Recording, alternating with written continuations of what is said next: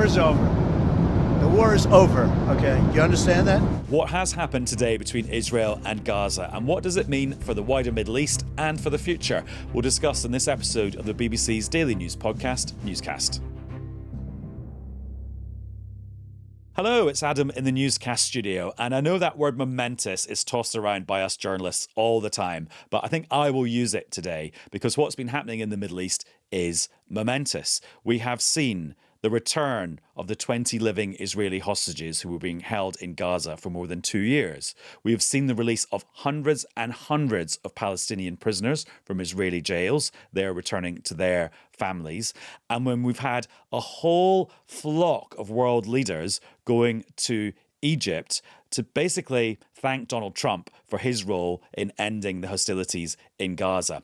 And before he went to Egypt, Donald Trump was in Israel, where he got a rapturous applause from members of parliament in Israel on this, yes, very momentous day. So let's talk about the bit of the timeline of what's happened today and actually look into the future for what the timeline holds as part of these negotiations. And we have got our friend in Washington, DC, BBC Chief News Presenter there, Caitríona Perry. Hi, Caitríona. Hello, Adam. Good to be with you. Thank you for coming along. And here in the studio is Frank Gardner, our security correspondent. Hello, Frank. Hello, Adam. So as we're recording this bit of this episode, it is 20 to 6 UK time. And what's happening right now is this massive sort of, it's almost like a jamboree in Egypt where Trump has been shaking hands with all these other world leaders, even though last time I checked, he wasn't president of Egypt. And they're all kind of celebrating this momentous moment and with this huge banner saying peace in the Middle East. So we'll come on to what's happening there towards the end of our conversation. But I think we should just do this kind of in chronological order. And Frank, it all started in the early hours of this morning with the 20 living hostages being released by Hamas. This has been an incredibly emotional day for those families welcoming back their hostages after 700 plus days in captivity. You know, they've come back emaciated, etc. But also for the Palestinians, this is a day of enormous hope for them. It's also a day of reunification for the 1,700 roughly detainees who have been taken from Gaza and they've been reunited with their families. There's another 250 who are being released convicted of really quite serious crimes. And Israel has, it's had to do that through gritted teeth. But the hope here is that this lays the foundation for some kind of lasting peace in the Middle East. But it's a long shot. But look, let's not detract from this extraordinary achievement, which, would it have been possible under a previous US administration? Possibly, possibly not. Would it have been possible if Israel hadn't gone and bombed Doha with airstrikes, which was a massive own goal? And I think that really added enormous impetus from the White House with them telling Israel, you have got to do this deal. You just got to get it over the line. And likewise, Qatar putting huge pressure on Hamas, which it hosts, saying, stop prevaricating, do the deal. And just in terms of how it's played out today, Caitríona, the scenes in so-called Hostage Square in Tel Aviv, where loads of the families and relatives and campaigners were gathered, it was a very dramatic and very emotional moment. Incredibly so. I mean, if you're looking at it from the perspective of those people, they have spent more than 2 years now wondering about their family members, getting bits and pieces of videos coming to them, those hostages who've already been freed, hearing that testimony. I mean, it must be completely agonizing to have lived like that. So for that news and to see those scenes and for those families, and we've been getting bits and pieces of video all day from the IDF of those moments of mothers embracing their sons and so on, incredibly emotional. And that really has been the cause of a lot of the pressure that's been put on Prime Minister Netanyahu domestically in Israel, particularly in the last couple of months, were those hostage families and others saying now is the time, no more, that pressure on him that they felt he wasn't doing enough to actually bring back the hostages, that he was focusing more on Hamas and of occupying Gaza. So for them, this is the moment that they've just been waiting so long for. And Frank, it's quite a big operation because there are hundreds and hundreds of Palestinians being released from Israeli jails. Some of them are going to the West Bank, some are going to Gaza, some are being sent into exile abroad, not allowed to go to either. Then you have the remains of the hostages who've died in Gaza still not being returned, because actually tracking down their remains is quite difficult for Hamas and the other groups that have been involved in that. And then there's just caring for the hostages after months and months and months being kept in quite grim conditions, but now being returned home. Yeah, there's a lot of different factors here. So there is quite a lot of anger and annoyance, I think, on the Israeli side that under the deal, 20 living hostages were supposed to be returned. That's happened. Fantastic. Tick. 28 bodies were supposed to, or remains were supposed to be returned, and only 4 so far at the time that we are speaking have been returned. Hamas say because they need more time to find the rest. And in a way, that's not surprising, given that, people have been scattered around, hidden throughout that territory in grim conditions underground. And of course, all this time for the last 2 years, Gaza has been pummeled and pounded with successive Israeli airstrikes. You've only got to look at the pictures and it's 90% rubble practically. So there are also other factions there. And this is a real worry. This plays into the whole security piece because Hamas are not the only game in town in Gaza. There are rival clans, such as the Dokhmush clan, who are heavily armed. They're smaller than Hamas, but they've already been in firefights in the last 48 hours with Hamas, with casualties on both sides. And that is a worrying potential foretaste of things to come. So while Israel says Hamas must be disarmed, well then who's going to have the force there to stop these internecine fights? And Caitríona, that's a reminder that when you go back and look at Trump's 20-point plan, what's happened today is basically points 3 and 4, which leaves a lot of very tricky points still to achieve, not least a transitional technocratic authority in Gaza, a perhaps international force to monitor the ceasefire and what happens in Gaza from here on in. And these are the really hard parts that have been the reason that there hasn't, or we've been told has been the reason why they have failed to agree a ceasefire to this point, because that focus on the day after has just, the poles are so far apart still, and that remains the case today. And as we're speaking, and that summit is taking place in Egypt, and President Trump has ushered the media out to speak to the other leaders, the big focus of that conversation is going to be on all of those other points in the plan, because even in the Knesset this morning, even listening to Prime Minister Netanyahu, very much he's kind of saying our mission is not over. So this is a ceasefire, but we don't know yet whether it's a lasting peace plan in many ways. Right, let's go back to our timeline of how the days unfolded then. And so, Caitríona, you mentioned Donald Trump's address to the Israeli parliament there. He was introduced by Benjamin Netanyahu, the Israeli prime minister. Really, really kind of like joyous atmosphere there. Although I say joyous, actually, it was more kind of lauding Trump, actually. And then Donald Trump took to the stage and did quite a long, quite rambling speech that at some points almost felt a bit like an award ceremony for this peace negotiation. And here's a bit of what Donald Trump said. If you think we settled 8 wars in 8 months, I'm now including this one, by the way, if that's okay. They may say, well, that was quick, because yesterday I was saying 7, but now I can say 8. The hostages are back. The hostages are back.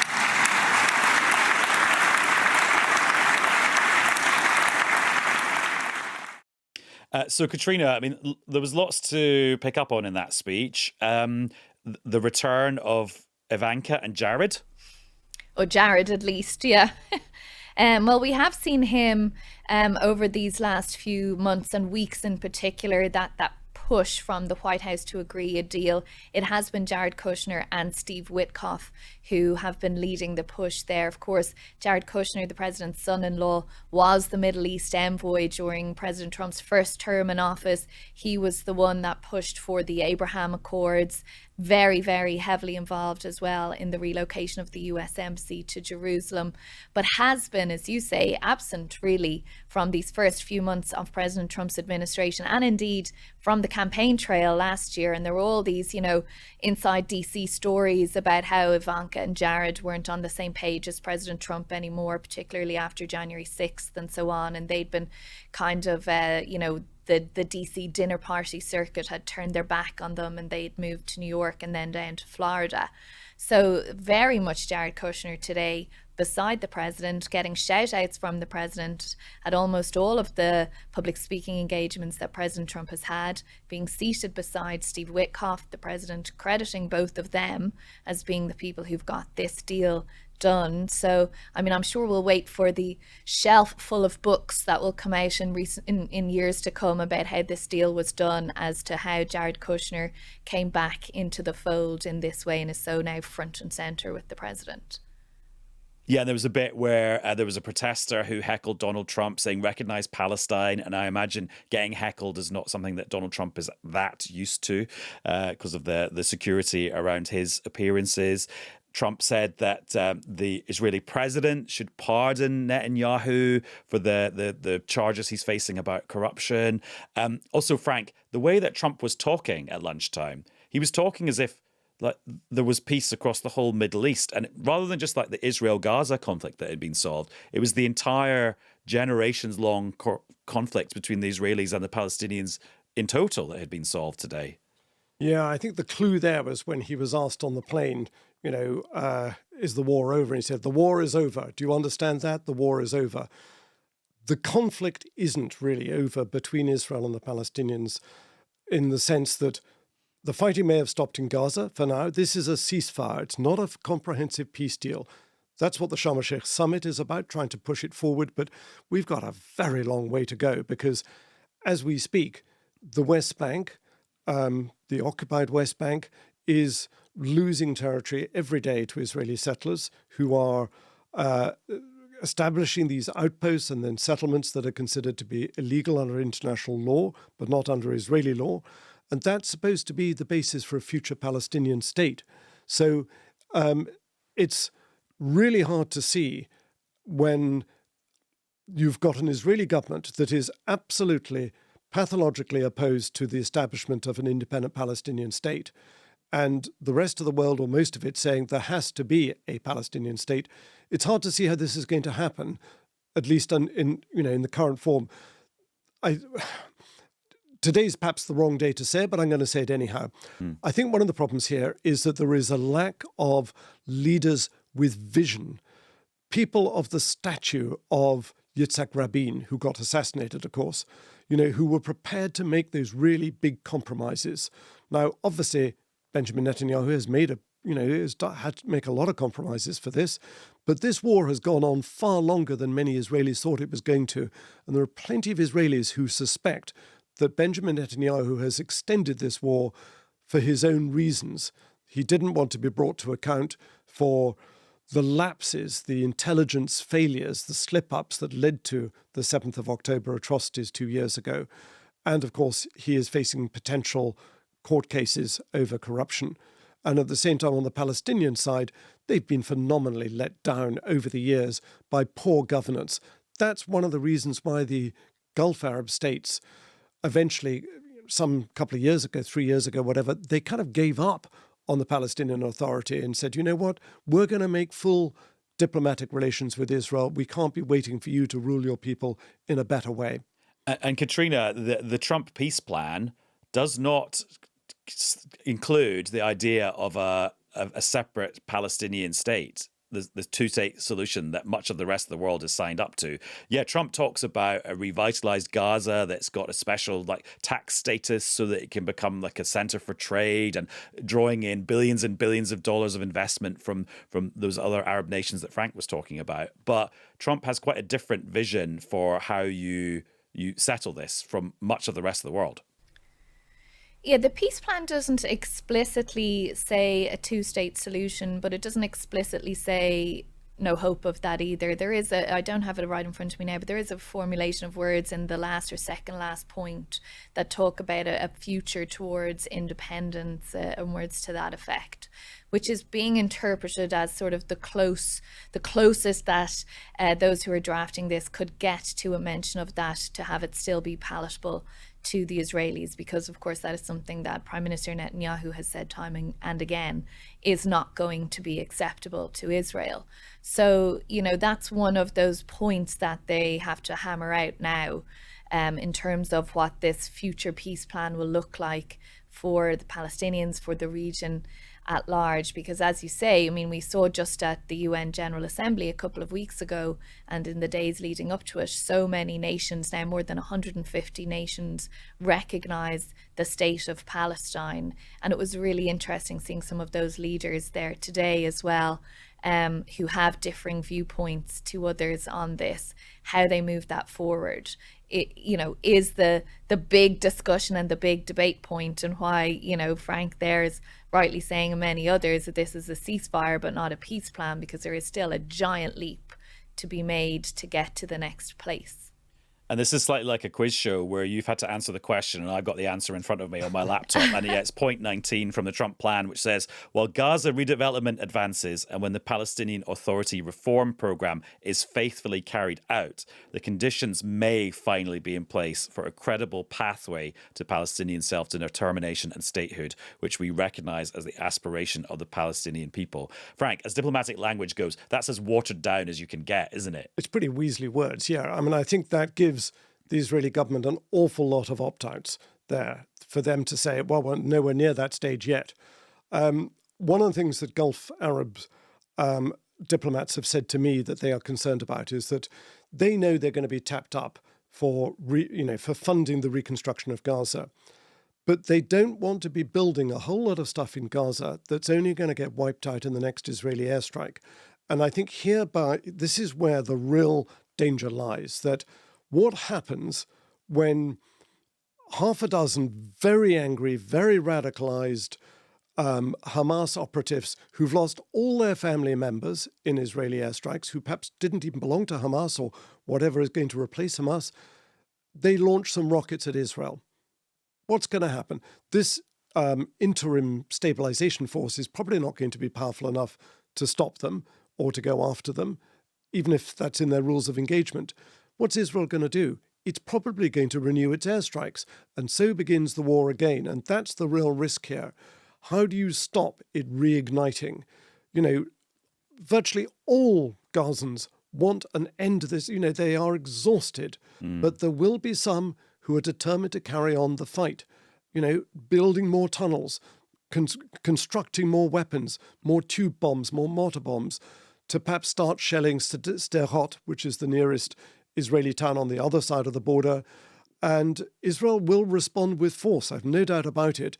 And that's going to be terrifying for those innocent Palestinian civilians, those who've survived this war. Yeah, and I suppose it's interesting hearing how many people use the word hope today, and like Trump was saying it a lot. And there's the hope, which is the emotion that things are going to work out and be good, and you feel more positive after a very bleak time. And then there's hope, which is like crossing your fingers and hoping that the situation improves, as opposed to actually having a very detailed strategy that guarantees that happening. In the military, it's always said that any plan that includes the word hope is doomed to failure.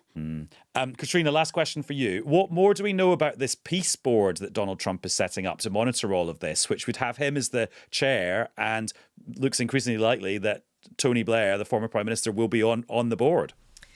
Yeah, well, President Trump outlined that at the White House a couple of weeks ago, that Tony Blair would be a member of the board, and Tony Blair is at that big conference that's taking place in Sharm el-Sheikh at the moment. According to Steve Witkoff, they've been inundated with applications from world leaders who want to sit on the board as well. I spotted there at Sharm el-Sheikh Gianni Infantino, the president of FIFA, who was at that peace summit for Gaza. I don't know if that's an indicator that perhaps he's going to be on it as well. Who knows? But the membership of it not released just yet. But I would suspect we might see that soon enough, because you need people, to build on Frank's points there, you need people who are going to step up and be the guarantors of whatever comes next here, who will be the publicly responsible faces. you know, as we see in many conflict zones, prosperity and economics and the rebuilding of houses, homes, livelihoods, schools, civic society, all of which is gone in Gaza. They're the foundations upon which you build a post-conflict society that is strong enough to withhold what may come after that. And so, you know, the real question here from the US perspective is, what is the level of President Trump's buy-in going to be when he gets back from this trip? Yes, he's the chair of this board of peace, but once he has, you know, box ticked from his perspective, I mean, we heard him already saying this is the 8th war that he solved, that once he's ticked that box up, how does he carry on? What's his interest level in carrying on the really difficult work of rebuilding Gaza, of keeping that security situation there with the regional partners, you know, when there's going to potentially need to be a vote in Congress here for any finances that the US is going to put forward to that. And that's a part that we don't know now. And, you know, in the immediate aftermath of this momentous day, you kind of don't want to be raining on the parade too much. But these are the points that watchers of this conflict are really honing in on at this moment. Frank, any final thoughts from you? Katrina's absolutely right about keeping him engaged. I don't think money from the US is going to be the big thing. What it will need from the White House is continued engagement and pressure. The one, you know, Donald Trump doesn't do detail, but he does do pressure. He is the big heavyweight in this. And he has been able to bring that very effectively to bear here, and in turn borne down on the Qataris to bear down on Hamas and make this happen. So it's going to be about US pressure, US engagement, and Gulf money getting this done. Frank, thank you very much. Thank you. And Caitríona, thanks to you too. Bye. Bye-bye. So that's the situation in the Middle East. Now we're going to turn our attention to Aberdeen, because that is where the Scottish National Party have been holding their party conference over the last few days. And we pledged to you we would speak to representatives from all the main political parties this party conference season. So now we're bringing that pledge to an end, and we're going to speak to the Deputy First Minister of Scotland, Kate Forbes. Hello. So SNP conference, it must have been slightly weird today because you had a big speech, John Swinney, the leader, had a big speech, but there was this huge international news event unfolding in the Middle East. Were you sort of looking at your phone out the corner of your eye the whole morning? Well, yes is the short answer. And we've been in a hall, and as you'll know, with these conference venues, mobile connectivity is not always the best. So you're sort of trying to catch up with breaking news whilst at the same time standing on stage delivering your speech. So it's a bit of a weird split existence, but I'm just about to jump on the train for 2.5 hours home, and I'll be catching up on all the news as I go. Well, where the mobile phone signal will be worse, probably. Well, I don't know. It can't be much worse than the hall here in Aberdeen. I mean, the big theme of today seems to have been lots of people praising Donald Trump for getting this deal across the line. Would you join in the praise of the American president? Well, to be honest, I think I would focus a lot more on the scenes of joy at hostages being reunited with their families after 2 long years, and the scenes of rapture in Gaza after families have endured just the most horrific horror. And, you know, fair play to everybody that has been part of securing this ceasefire and this moment of peace and the sense of hope.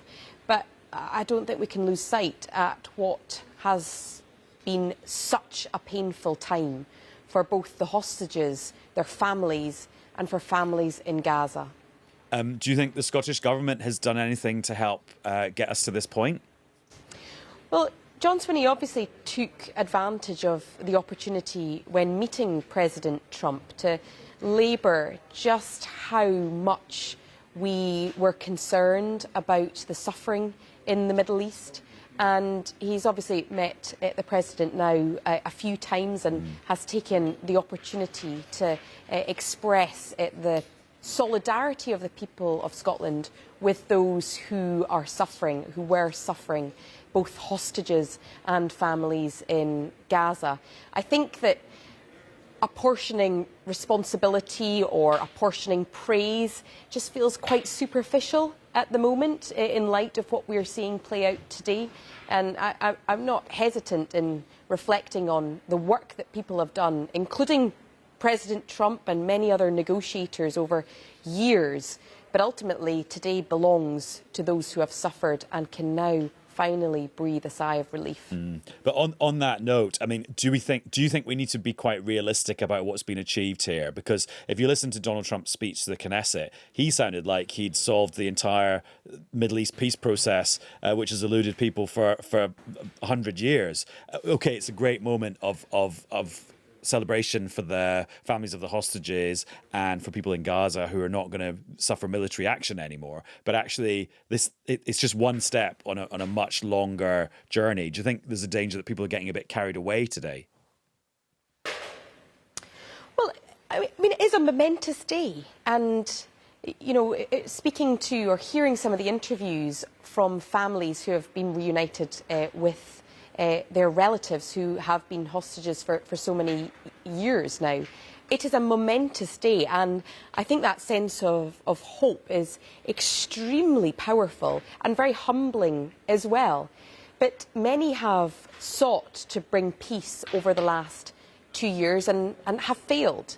And so to get to this place is worthy of recognition and, you know, acknowledgement of all those who have played a part, including the President and his team and many, many others who have been painstaking in trying to secure a ceasefire. So I think you're absolutely right in saying that this is part of a much longer process, but it's a pretty big deal. And I don't think any of us who are sitting in the comfort of either Aberdeen for me and looking on can fully appreciate just what a sense of relief it must be for families in Gaza right now to no longer hear the bombs falling. But they have a huge amount of work rebuilding their homes, rebuilding Gaza, and ensuring that there is long-term security and peace. Is there anything the Scottish Government can do to contribute to that rebuilding process? Well, we've been very keen to support efforts to bring, for example, Gazan students to Scottish universities, and I think that actually does contribute to long-term peace and rebuilding because some students who have bursaries at Scottish universities, particularly medical students, are able to carry out their studies and hopefully return to Gaza when the time is right for them and their studies have been complete. We've also been supporting children that have suffered in Gaza, who have been wounded, and we've supported efforts in Dundee to bring them to specialist medical care and to support them, their healing as well. And so a lot of that effort is designed to help individuals who you hope will be able to return and contribute to rebuilding Gaza. Right, so that's the news from the rest of the world. Let's talk about the news from the convention centre in Aberdeen there. So John Swinney, the First Minister, did his big speech this afternoon. Quite a few interesting announcements there. For example, this idea of walk-in GPs all across Scotland. Just explain how that's going to work and how that will feel for people who want to use that system. So what we've announced today is a pilot for 15 sites of walk-in GP services, and the idea is that these will run from 12 noon to 8 p.m, 7 days a week. They will be available for anybody, particularly those who might be working during the day, to just walk in without having to make an appointment, and they'll be staffed by nurses and doctors. And over the course of the next year, we will put in place the preparation for that 15-site pilot, so I'm sure there will be more information released in due course as we build that proposition. And we've seen over recent times the number of GPs increase by about 4% in Scotland. So we'll obviously need to make sure that they are staffed, but at the moment there's positive indication that with the number of doctors rising, we can do that. I mean, it raises loads of questions. Like, for example, will you have to negotiate with the medical professional bodies to get GPs signed up to providing care in this way, as opposed to in a GP's practice, a kind of classic GP's practice? Well, we obviously alerted the BMA to this announcement before we alerted the media and conference to this announcement. And we're very hopeful of having a constructive approach with the BMA. And we'll also work with health boards and others to put this in place. And all of that will take place over the course of the next year. There is an election within the next year, so we have an election in the next 8 months or so. So this will be one of the propositions that we take to the people of Scotland as well at the next election. Oh, so you have a little trial run with these 13 or 15 sites in operation, and you'll sort of be able to present that to the electorate as like, oh, re-elect the Scottish National Party's government, and you get even more. That's the theory. Well, working slightly differently in that we have set ourselves a year's target to get these operational, and there is an election within that so yeah, they might time. not even be in operation, any of them by then, yeah. So we have a year, we've set out that we will work over the course of the next year to establish that pilot for 15 sites. Do you have to put something in place to make sure these don't get overwhelmed? Because the point of having appointments at the GP is so that it's orderly and you don't have to sit in the waiting room for 7 hours. What will you do to make sure they're not just totally swamped? Well, they will work differently. I have always had a brilliant experience with my local medical practice. It's absolutely exceptional. It seems to work like clockwork, so I may have less need to drop into a drop-in GP service, unless, of course, I'm working during the day and want to go in the evening. So they will be carefully managed, but they will complement existing services, and somebody will have the choice of going to their local GP with whom they might have a very good relationship already, or to use one of these drop-in sites. But the reason why we establish pilots in the first place is to see how they work, to test them. A pilot might not be the final iteration. There might be improvements that can be made in collaboration and in conversation with patients and medical professionals. So it's a test. It's a test to see what works and what can be improved on. Yeah, and we should be clear, like, there are walk-in GP services elsewhere in the UK. For example, I used to have one round the corner from me when I lived in one part of North London. So you're not claiming that the SNP's invented this concept in the UK? Not claiming anything like that. Don't worry, just checking. We're for our claiming listeners, that just clarifying we've for our seen listeners. good examples. We are claiming that we're very keen to continue to innovate and to look at ideas that have worked well elsewhere and to introduce them to Scotland. And then the other thing the First Minister was talking about was the Scottish Government sponsoring overseas workers coming to the UK to work. Just sketch out for us how that's going to work and what kind of workers we're talking about here. Yeah, so let's take my local care home, where I know that 44% of the workforce are from overseas. And we see that pattern right across Scottish care. We know that there are a lot of overseas workers who would want to work in our NHS or in our care service, but because of increased restrictions by the UK government, they are unable to do so. So the approach that we've set out is our willingness to sponsor workers. Now, that is a more expensive route, but it's one that we're willing to go down because we know just how vital a role overseas workers have played in our NHS and in our care. And the point that the First Minister made is that, you know, it shouldn't be our elderly people, it shouldn't be pensioners who are struggling to get care because of a more restrictive immigration system introduced by Labour, who, let's be honest, are trying to out-reform reform just now. And so the Scottish Government has no direct control over the policies that underpin our migration system, but they can take an approach to sponsor workers, and that is what we intend to do. You said the phrase there, Labour are trying to out-reform reform.